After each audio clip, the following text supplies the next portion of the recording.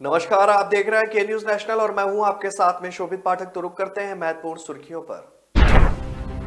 Corona के नए मामलों में 6.7% का उछाल। पिछले 24 घंटे में 2,64,000 से ज्यादा केस दर्ज। आज लाखों लोग लगा रहे हैं आस्था की डुबकी। अब तक मिले 70 कोरोना पॉजिटिव। सुपर स्प्रेडर बन सकता है माघ मेला। दिल्ली एनसीआर में कड़ाके की ठंड के साथ छाया घना कोहरा। फिर से हवा हुई जहरीली। पूर्व मंत्री स्वामी प्रसाद मौर्य आज होंगे सपा में शामिल। दारा सिंह चौहान समेत कई बागी विधायक भी ले सकते हैं सदस्यता। पंजाब विधानसभा चुनाव में मुख्यमंत्री चेहरे पर दबाव में कांग्रेस। आज जारी हो सकती है पहली सूची। देश में जानलेवा कोरोना वायरस महामारी की रफ्तार बेकाबू हो रही है। साथ ही कोरोना के सबसे खतरनाक वेरिएंट ओमिक्रॉन के मामले भी अब तेजी से बढ़ रहे हैं। देश में पिछले 24 घंटे में कोरोना वायरस के 2,64,202 नए केस सामने आए हैं और 315 लोगों की मौत हो गई है। वहीं अब तक कोरोना के ओमिक्रॉन वेरिएंट के 5,753 मामले सामने आ चुके हैं। देश में दैनिक पॉजिटिविटी रेट अब 14.78% है। बड़ी बात यह है कि देश में आज कल से 16,785 ज्यादा मामला जो है वो सामने आए हैं। कल कोरोना वायरस के 2,47,417 मामले सामने आए थे।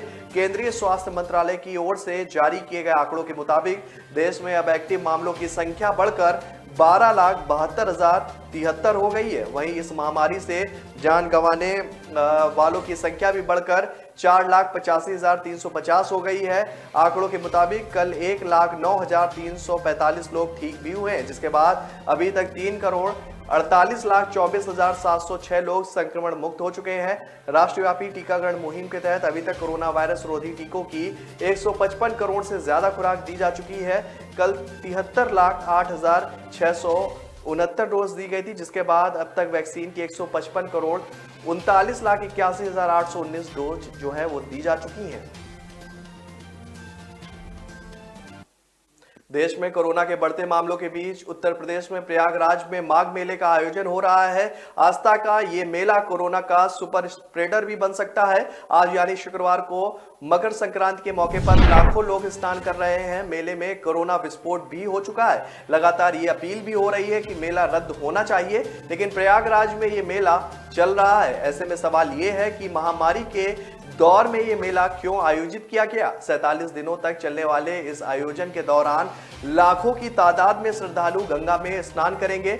लाखों की भीड़ के हिसाब से ही तैयारियां भी बड़ी की गई हैं, लेकिन कोरोना महामारी की तीसरी लहर के बीच हो रहे इस मेले पर सवाल खड़े हो रहे हैं। और ऐसा इसलिए क्योंकि माघ मेले में कोरोना का वायरस एंट्री मार चुका है। इस बीच माघ मेले में 18 और लोग कोरोना वायरस से संक्रमित भी पाए गए हैं। अब तक कुल 70 लोग संक्रमित हो चुके हैं। ये आंकड़े मकर संक्रांति पर आने वाले श्रद्धालुओं की भीड़ से पहले के हैं। सिर्फ पुलिसकर्मी और चुनिंदा लोगों की जांच के ही आंकड़े हैं। आज से भीड़ बढ़ने के बाद अगर जांच हुई तो बड़ी संख्या में संक्रमित सामने आ सकते हैं। कोरोना बम फूटने के बाद भी माघ मेले के हालत जो है वो अभी तक नहीं बदल पाए हैं। सरकार दावे तो तमाम कर रही है, लेकिन जमीनी हकीकत में बस लापरवाही ही नजर आ रही है। और सोमवार यानी कि 17 जनवरी से पूर्णिमा की शुरुआत भी है। 1 लाख से ज्यादा संत महात्मा यहाँ कल्पवास करेंगे।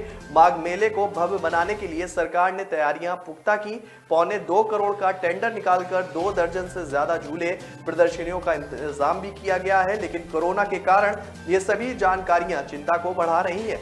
हालांकि प्रशासन की तरफ से कोविड नियमों के पालन के बड़े बड़े दावे भी किए जा रहे हैं।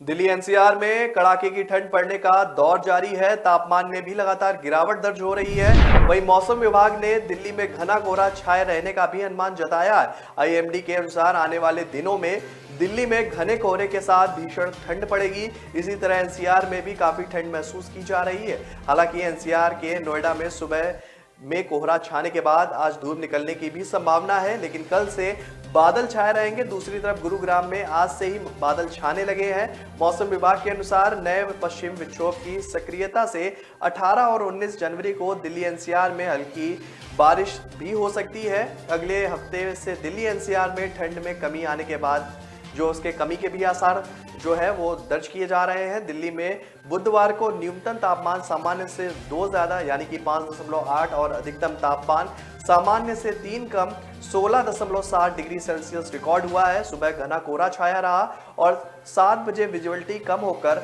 100 मीटर तक ही रह गई। दिल्ली में आज यानी शुक्रवार को अधिकतम तापमान 17 और न्यूनतम तापमान 6 डिग्री सेल्सियस रहने की भी संभावना है।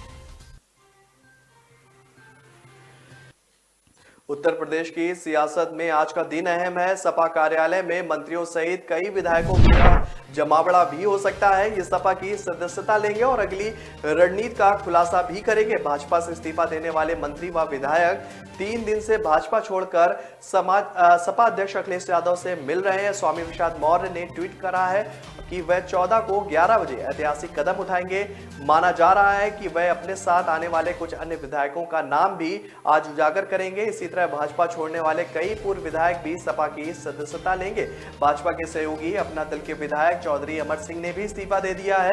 सपा अध्यक्ष अखिलेश यादव से मुलाकात के बाद उन्होंने बताया कि वह समर्थकों के साथ शुक्रवार को सपा की सदस्यता लेंगे। जल्द ही पार्टी के कई विधायक भी इस्तीफा देकर सपा की सदस्यता लेंगे। आरोप लगाया गया है कि 4.5 साल से अपमान झेल रहे शाहजहांपुर के पूर्व विधायक नीरज मौर्य ने भी सपा अध्यक्ष अखिलेश यादव से मुलाकात की है। वह स्वामी प्रसाद मौर्य के साथ सपा की सदस्यता लेंगे। इसी क्रम में आजाद समाज पार्टी के अध्यक्ष चंद्रशेखर के भी सपा अध्यक्ष अखिलेश यादव से मुलाकात की चर्चा है। राष्ट्रवादी कांग्रेस पार्टी के अध्यक्ष शरद पवार भी उत्तर प्रदेश में चुनाव प्रचार करेंगे। सपा अध्यक्ष अखिलेश यादव ने उनकी पार्टी को गठबंधन में शामिल करते हुए बुलंदशहर की अनूप शहर विधानसभा क्षेत्र से के शर्मा को उम्मीदवार घोषित किया है। पंजाब विधानसभा चुनाव में कांग्रेस पार्टी में मुख्यमंत्री चेहरे को लेकर दिल्ली पर दबाव बढ़ने लगा है। मुख्यमंत्री चरणजीत सिंह चन्नी और कांग्रेस प्रधान नवजोत सिंह सिद्धू के बाद अब मंत्री सहित पार्टी के अन्य मंच पर यह मांग उठने लगी है कि पार्टी नेताओं का कहना है कि 2017 की तर्ज पर 2022 में भी पार्टी को मुख्यमंत्री चेहरे के साथ ही चुनाव लड़ना चाहिए। इसी जद्दोजहद के बीच कांग्रेस शुक्रवार को अपने उम्मीदवारों की पहली सूचना जारी कर सकती है।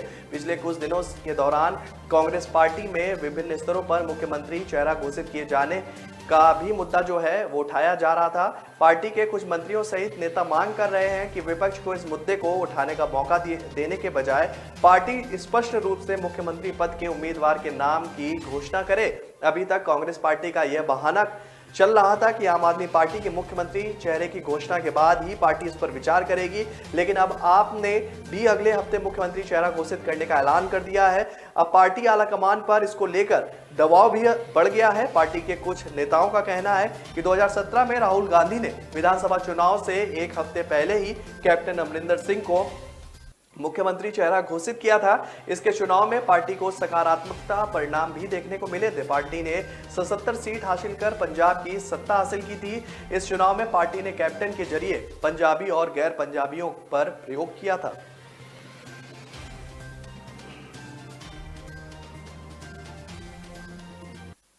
तो ब्रेक पर जाने से पहले रुक करते हैं अब तक की सुर्खियों पर। कोरोना के नए मामलों में 6.7% का उछाल। पिछले 24 घंटे में 2,64,000 से ज्यादा केस दर्ज। आज लाखों लोग लगा रहे हैं आस्था की डुबकी। अब तक मिले 70 कोरोना पॉजिटिव। सुपर स्प्रेडर बन सकता है माघ मेला। दिल्ली एनसीआर में कड़ाके की ठंड के साथ छाया घना कोहरा। फिर से हवा हुई जहरीली। पूर्व मंत्री स्वामी प्रसाद मौर्य आज होंगे सपा में शामिल। दारा सिंह चौहान समेत कई बागी विधायक भी ले सकते हैं सदस्यता। पंजाब विधानसभा चुनाव में मुख्यमंत्री चेहरे पर दबाव में कांग्रेस। आज जारी हो सकती है पहली सूची।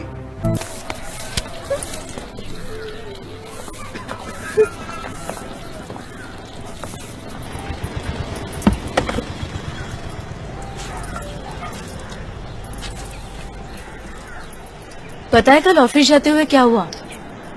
किसी ने मुझ पे पॉपकॉर्न फेंका। देखा तो 2-3 लड़के बाइक पे बैठे थे। फिर मेरा पीछा करने लगे और छेड़ने लगे ये कह के कि अरे मैडम, आपके बॉल में मेरा पॉपकॉर्न अटक गया है, जरा वापस कर दो ना। क्या करे, कितनों को समझाए? Share your story with your son. Don't let what happened to you happen to another woman. Break के बाद फिर स्वागत है आपका। रुक करते हैं आगे की खबरों पर। आज मकर संक्रांति पर्व है। धर्मनगरी में कोरोना संक्रमण के चलते पुलिस प्रशासन ने स्नान पर रोक लगाई है। हर की पैड़ी क्षेत्र में भारी संख्या में पुलिस फोर्स तैनात है। हर की पैड़ी क्षेत्र को सील भी किया गया है। श्रद्धालु हर की पैड़ी क्षेत्र पर दिखाई नहीं दे रहे हैं। हर की पैड़ी पर ऐसा नजारा पहले कभी नहीं देखा गया। हर की पैड़ी छोड़कर दूसरे कई घाटों पर लोग स्नान कर रहे हैं। कोरोना संक्रमण को देखते हुए जिला प्रशासन आज से होने वाले मकर संक्रांति स्नान को प्रतिबंधित भी कर चुका है। हर की पैड़ी और अन्य गंगा घाटों तक श्रद्धालु ना पहुंचे पाए, इसके लिए आधी रात 12 बजे से सभी मार्गों को सील कर दिया गया है। इसके अलावा पूरे मेला क्षेत्र को 4 जोन और 8 सेक्टरों में बांटकर अधिकारियों की तैनाती भी कर दी गई है। गुरुवार को उत्तरी हरिद्वार स्थित कमलदास की कुटिया यातायात पुलिस लाइन में एसएसपी डॉक्टर योगेंद्र सिंह रावत ने पुलिस कर्मियों को ड्यूटी पर भेजने से पहले उनके साथ बैठक भी की। उन्होंने कहा कि बॉर्डरों और हर की पैड़ी क्षेत्र गंगा स्नान के लिए आने वाले श्रद्धालुओं के लिए सील रहेगा। सभी राजपत्रित अधिकारी व थाना प्रभारी अपने साथ फोटोग्राफी वीडियो कैमरे को भी रखेंगे। जिले के बॉर्डर हर की पैड़ी व आसपास के घाटों पर उद्घोषणा यंत्रों से लगातार लोगों से अपील भी की जाएगी। बाहरी राज्यों और जिलों से स्नान के लिए आने वाले को रोकने के लिए पुलिस जिले की सीमाओं पर गुरुवार को सख्ती से काम करेगी और इसके बाद ही हजारों श्रद्धालु हर की पैड़ी और अन्य घाटों तक पहुंच गए थे। श्रद्धालुओं ने गंगा स्नान और पूजन भी किया। शाम को 5 बजे तक कोविड नियमों की अनदेखी कर स्नान हुआ। हालांकि पुलिस ने मकर संक्रांति पर स्नान रोकने के लिए हर की पैड़ी क्षेत्र में बैरियर लगाकर 0 जोन घोषित कर दिया है। जम्मू कश्मीर में कड़ाके की ठंड लगातार जारी है। घाटी के कई हिस्सों में तापमान माइनस के नीचे चल रहा है।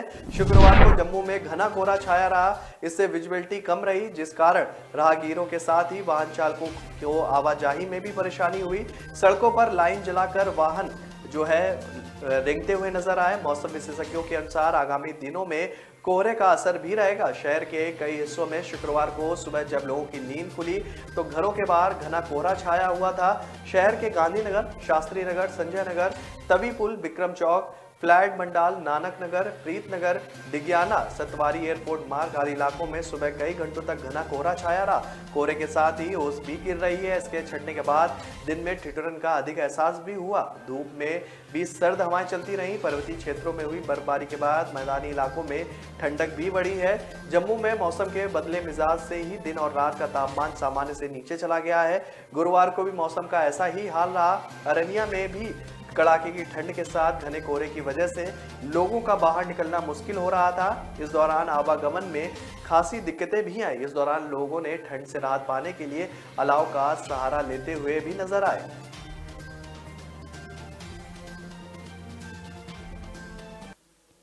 पश्चिम बंगाल के जलपाईगुड़ी जिले में बीकानेर गुवाहाटी एक्सप्रेस ट्रेन दुर्घटना में मरने वालों की संख्या बढ़कर 9 हो गई है। मृतकों में से 3 की अभी शिनाख्त नहीं हो सकी है। रेल मंत्री अश्वनी वैष्णव आज घटनास्थल का दौरा करेंगे। पूर्वोत्तर सीमांचल रेलवे के प्रवक्ता ने शुक्रवार को बताया कि बीकानेर गुवाहाटी एक्सप्रेस ट्रेन के 12 डिब्बे गुरुवार को जलपाईगुड़ी जिले के डोमोहानी के पास पटरी से डिरेल हो गए थे। उनमें से कुछ पलट भी गए थे। एनएफआर की मुख्य जनसंपर्क अधिकारी गुनीत कौर ने बताया कि हादसे में 36 लोग घायल हुए हैं। 23 यात्रियों का जलपाईगुड़ी के सुपर स्पेशलिटी अस्पताल में इलाज भी किया जा रहा है। 6 को उत्तर बंगाल मेडिकल कॉलेज और 7 को मैनागुड़ी ग्रामीण अस्पताल में भर्ती कराया गया है। घायलों को रेल मंत्री अश्वनी वैष्णव ने शुक्रवार सुबह घटनास्थल का दौरा करने वाले हैं। एनएफआर के महाप्रबंधक अंशुल गुप्ता मौके पर पहुंच गए हैं। वे ट्रेनों की आवाजाही को समान करने के लिए पटरियों की मरम्मत के काम की निगरानी कर रहे हैं। दुर्घटना स्थल पर राहत व बचाव का काम भी पूरा हो गया है। एशिया की सबसे बड़ी तिहाड़ जेल सहित राजधानी की तीनों जेलों में इन दिनों मोबाइल फोन निकलने की जैसे बारिश हो रही है।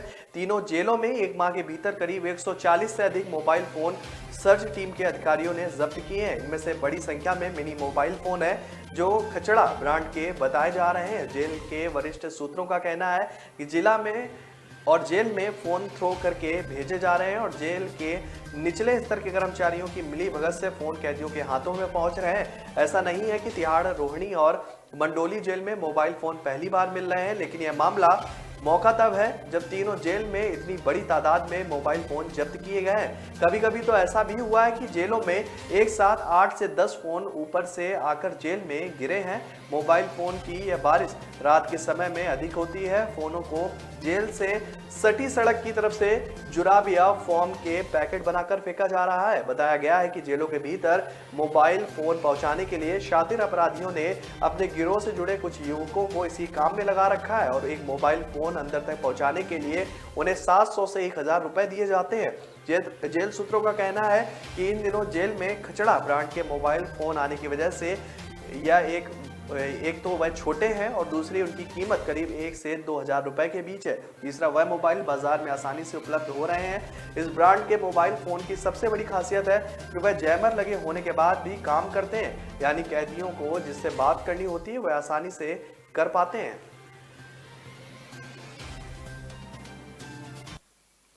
यूपी विधानसभा चुनाव पास आते ही दल बदल की राजनीति भी जोरों पर है। विधायकों और नेताओं के पार्टी छोड़ने का सिलसिला भी लगातार जारी है। इसी क्रम में भाजपा से बगावत कर मंत्री पद छोड़ने वाले स्वामी प्रसाद मौर्य ने गुरुवार शाम को सपा प्रमुख अखिलेश यादव से मुलाकात की है। उनके संग भाजपा छोड़ चुके अन्य विधायक भी साथ थे। अब शुक्रवार को स्वामी प्रसाद मौर्य औपचारिक रूप से ऐलान करेंगे। ऐसा माना जा रहा है कि अब कुछ और विधायक व मंत्री भाजपा छोड़ने की तैयारी में है और यह सब स्वामी प्रसाद मौर्य के संपर्क में है। मकर संक्रांति के दिन सपा प्रमुख अखिलेश यादव व स्वामी प्रसाद मौर्य की ओर से सुबह जो है लखनऊ में संयुक्त प्रेस कॉन्फ्रेंस होगी। यह सभी पहले स्वामी प्रसाद मौर्य के आवास पर एकत्र हुए, बाद में सभी अखिलेश से मिलने जनेश्वर मिश्र ट्रस्ट भवन पहुंचे। इससे पहले मीडिया से बातचीत में स्वामी प्रसाद मौर्य ने भाजपा को सामनाथ व आरएसएस को नागनाथ बताया था। उन्होंने कहा कि वह नेवला के रूप में भाजपा को नेस्तनाबूद कर देंगे। उन्होंने कहा कि भाजपा अब चुनाव की उसी स्थिति में नजर आ जाएगी जो स्थिति 2007 की थी, पहले की थी, यानी कि भाजपा को 45 सीटों तक सिमटा दिया जाएगा। तो ब्रेक पर जाने से पहले रुक करते हैं अब तक की सुर्खियों पर। कोरोना के नए मामलों में 6.7% का उछाल। पिछले 24 घंटे में 2,64,000 से ज्यादा केस दर्ज। आज लाखों लोग लगा रहे हैं आस्था की डुबकी। अब तक मिले 70 कोरोना पॉजिटिव। सुपर स्प्रेडर बन सकता है माघ मेला। दिल्ली एनसीआर में कड़ाके की ठंड के साथ छाया घना कोहरा। फिर से हवा हुई जहरीली। पूर्व मंत्री स्वामी प्रसाद मौर्य आज होंगे सपा में शामिल। दारा सिंह चौहान समेत कई बागी विधायक भी ले सकते हैं सदस्यता। पंजाब विधानसभा चुनाव में मुख्यमंत्री चेहरे पर दबाव में कांग्रेस। आज जारी हो सकती है पहली सूची। न ऐश का न द्वेष का, यह दंगल है देश का। सुलगती समस्याओं के जुलसते सवालों का होगा दंगल देश का। प्रशासन के प्रश्नों को लेकर होगा दंगल देश का। शिक्षा, स्वास्थ्य, समाज, कानून और व्यवस्था के आज क्या है हालात। सोमवार से शुक्रवार रोज रात 8 बजे जलपा क्षत्रिय के साथ दंगल देश का। ब्रेक के बाद फिर स्वागत है आपका। रुक करते हैं आगे की खबरों पर। दक्षिणी चीनी सागर में अपनी दादागिरी दिखा रहे चीन को बड़ा झटका लगा है। चीन के आक्रामक रवैये को झेल रहे फिलीपींस ने भारत के साथ दुनिया की सबसे तेज supersonic anti ship cruise missile BrahMos की खरीद को मंजूरी दे दी है। उन्होंने एक एजेंसी के मुताबिक फिलीपींस के राष्ट्रीय रक्षा विभाग द्वारा ब्रह्मोस के अधिकारियों को इसकी सूचना भी भेज दी गई है। ब्रह्मोस मिसाइल के लिए पहला विदेशी ऑर्डर है। यह सौदा 374.9 मिलियन अमेरिकी डॉलर का है। इस सौदे में सबसे अहम बात यह है कि अमेरिकी सहयोग देश फिलीपींस ने चीन के खिलाफ अपनी सैन्य तैयारी के लिए भारत रूस द्वारा मिलकर बनाई गई ब्रह्मोस मिसाइल पर भरोसा जताया है। ब्रह्मोस सुपरसोनिक मिसाइल ध्वनि की रफ्तार से 3 गुना तेज गति से यानी कि 4,321 किलोमीटर प्रति घंटा की रफ्तार से मार करने में सक्षम है। फिलीपींस को आंखें दिखा रहे चीन को इस सौदे से बड़ा झटका लगा है। दरअसल दक्षिण चीन सागर में चीन के साथ फिलीपींस का अधिकार क्षेत्र को लेकर विवाद चल रहा है। रिपोर्ट के मुताबिक ऐसे में ब्रह्मोस मिसाइल को फिलीपींस अपने तटीय इलाकों में तैनात कर सकता है। सूत्रों का कहना है कि डीआरडीओ अनुसंधान एवं विकास और ब्रह्मोस एयरोस्पेस इस मिसाइल का मित्र देशों को निर्यात करने के लिए पूरा जोर लगा रहे हैं। डीआरडीओ ने हाल ही में अमेरिका के साथ मेड इन इंडिया रडार का सौदा भी किया है। भारत को अन्य मित्र देशों से ही मिसाइल प्रणाली के ऑर्डर जल्द मिलने की उम्मीद भी है, क्योंकि कुछ और देशों के साथ भी इसे लेकर सौदेबाजी अपने अंतिम दौर में है। इस मिसाइल की क्षमताओं में वृद्धि हुई और कई आधुनिक विशेषताओं से लैस भी किया गया। चीन का एक और पड़ोसी देश वियतनाम भी भारत से यह मिसाइल सिस्टम खरीद सकता है। मुख्यमंत्रियों के साथ कोविड-19 की समीक्षा बैठक के दौरान पंजाब के सीएम चरणजीत सिंह चन्नी ने प्रधानमंत्री नरेंद्र मोदी से सुरक्षा चूक मामले में खेद जताया है। उन्होंने मोदी के लंबे जीवन की शुभकामनाएं भी प्रकट की हैं। चन्नी ने कहा है कि हम आपका सम्मान करते हैं। आप पंजाब आए, उस यात्रा के दौरान जो हुआ उसके लिए हमें खेद है। मैं केवल आपके लिए एक दुआ सुनाना चाहता हूँ, तुम सलामत रहो कयामत तक, और खुदा करे कि कयामत न हो। सीएम चरणजीत सिंह चन्नी ने सीधे तौर पर सुरक्षा में चूक का जिक्र नहीं किया। उन्होंने फिरोजपुर के पास विरोध कर रहे किसानों द्वारा सड़क जाम किए जाने की बात भी नहीं की है। गौरतलब है कि प्रधानमंत्री नरेंद्र मोदी 42,000 करोड़ रुपए की परियोजनाओं को समर्पित करने के लिए पंजाब में थे और बठिंडा पहुंचे, जहां से वह हेलीकॉप्टर से हुसैनीवाला स्थित राष्ट्रीय शहीद स्मारक जाने वाले थे। बारिश और खराब विजिबिलिटी के कारण प्रधानमंत्री ने करीब 20 मिनट तक मौसम साफ होने का इंतजार किया था। जब मौसम में सुधार नहीं हुआ तो निर्णय लिया गया कि प्रधानमंत्री सड़क मार्ग से राष्ट्रीय शहीद स्मारक जाएंगे, जिसमें 2 घंटे से अधिक समय लगता है। हुसैनीवाला स्थित राष्ट्रीय शहीद स्मारक से करीब 30 किलोमीटर की दूरी पर जब प्रधानमंत्री का काफिला एक फ्लाईओवर पर पहुंचा तो ये पाया गया कि कुछ प्रदर्शनकारी ने सड़क को अवरुद्ध कर दिया है। प्रधानमंत्री 15-20 मिनट तक फ्लाईओवर पर फंसे रहे। यह प्रधानमंत्री की सुरक्षा में एक बड़ी चूक थी। उत्तर प्रदेश विधानसभा चुनाव के लिए कांग्रेस ने गुरुवार को अपने उम्मीदवारों की पहली सूची जारी कर दी है। इसमें 125 सीटों के उम्मीदवारों के नाम भी शामिल है। कांग्रेस ने इस चुनाव में अपना 40% टिकट महिलाओं को देने का वादा किया है। पहली सूची में कांग्रेस ने अपने इस वादे को निभाया है। इसके साथ ही कांग्रेस ने इस सूची के जरिए जाति और धर्म वर्ग को भी साधने की कोशिश की है। सूची में अधिक टिकट मुस्लिम, ब्राह्मण, ठाकुर और जाटों को दिए गए हैं। कांग्रेस की पहली लिस्ट में सबसे ज्यादा 20 नाम मुस्लिम प्रत्याशियों के हैं। इनमें 11 सामान्य तो 8 ओबीसी वर्ग से हैं। पहली लिस्ट में मुस्लिम के बाद सबसे अधिक 18 टिकट ब्राह्मणों को मिले हैं। जाटों समाज को 15 और ठाकुरों को 14 टिकट दिए गए हैं। जाति वर्ग से अलग अलग देखें तो कुल 125 प्रत्याशियों में 35 प्रत्याशी पिछड़ा वर्ग, 57 जनरल, 37 एसएससी और 1 एसटी समुदाय से। ओबीसी को 35 टिकट दिए गए हैं। उनमें से 8 मुस्लिम, 5 कुर्मी, 5 यादव, 3 गुर्जर, 3 निषाद, 2 जाटव, 2 जायसवाल और 1 बघेल, गिरी, काडू, कश्यप, लोधीपाल, शाक्य भी शामिल है। इसी तरह सामान्य वर्ग के 57 प्रत्याशियों में 18 ब्राह्मण, 14 राजपूत, 11 मुस्लिम, 6 बनिया, 2 खत्री, 2 सिख, 1 भूमिहार, क्रिश्चियन, कायस्थ व पंजाबी हैं। एससी वर्ग के 32 प्रत्याशियों में 15 जाटव, 10 पासी, 4 धोबी, 2 बाल्मीक और 1 कोरी, जबकि एसटी वर्ग में 1 टिकट गौड़ समाज के प्रत्याशी को दिया गया है।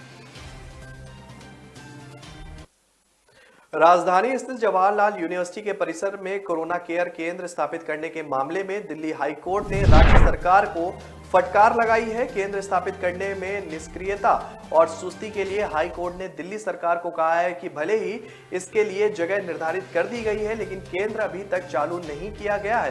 कोर्ट ने कहा कि दिल्ली सरकार की जो कार्यप्रणाली है उसकी सुस्ती को दिखाता है, जिसके कारण केंद्र आज तक चालू नहीं हो सका है।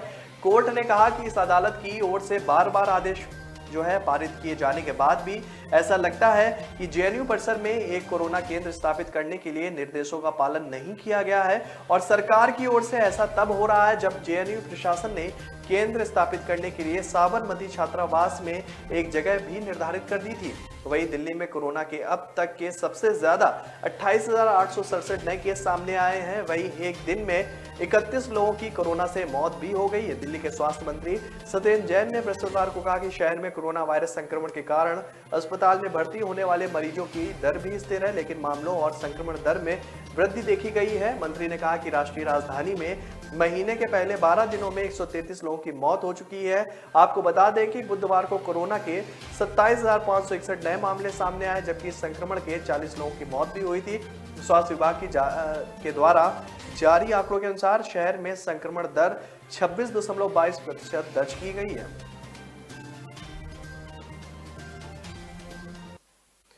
राजौरी जिले में एलओसी पर वीरवार को 2 जवानों की संदिग्ध परिस्थितियों में मौत हो गई है। मंजाकोट के हजनवली इलाके में पंजाब रेजिमेंट के 2 जवानों के शरीर पर गोलियों के निशान हैं। बताते हैं कि दोनों जवानों के बीच किसी बात को लेकर विवाद हुआ और आपसी गोलीबारी में दोनों मारे गए हैं। हालांकि मामले की जांच की जा रही है। किसी भी अधिकारी की ओर से घटना के कारणों पर प्रकाश नहीं डाला गया है। आपको बता दें कि इससे पहले पुंछ के कृष्णा घाटी सेक्टर में भी एक जवान का शव लगभग 1 सप्ताह पहले रहस्यमय स्थितियों में मिला था। इसके शरीर पर भी गोलियों के निशान थे। दिसंबर 2021 में कुपवाड़ा सैन्य कैंप के अंदर हवलदार ने गोली मारकर आत्महत्या कर ली थी। उसकी पहचान शिंदे संदीप अर्जुन के तौर पर हुई है। वह दग्याली चौकी बल में तैनात था। घटना सुबह 4:30 बजे हुई जब शिंदे ने अपनी सर्विस राइफल से खुद को गोली मार ली थी। उन्हें अन्य जवान श्रीनगर के सैन्य अस्पताल ले गए जहां उन्होंने दम तोड़ दिया था। तो फिलहाल इस बुलेटिन में मेरे साथ इतना ही। आगे की खबरों के लिए बने रहिए के न्यूज नेशनल के साथ। नमस्कार। कोरोना के नए मामलों में 6.7% का उछाल। पिछले 24 घंटे में 2,64,000 से ज्यादा केस दर्ज। आज लाखों लोग लगा रहे हैं आस्था की डुबकी। अब तक मिले 70 कोरोना पॉजिटिव। सुपर स्प्रेडर बन सकता है माघ मेला। दिल्ली एनसीआर में कड़ाके की ठंड के साथ छाया घना कोहरा। फिर से हवा हुई जहरीली। पूर्व मंत्री स्वामी प्रसाद मौर्य आज होंगे सपा में शामिल। दारा सिंह चौहान समेत कई बागी विधायक भी ले सकते हैं सदस्यता। पंजाब विधानसभा चुनाव में मुख्यमंत्री चेहरे पर दबाव में कांग्रेस। आज जारी हो सकती है पहली सूची।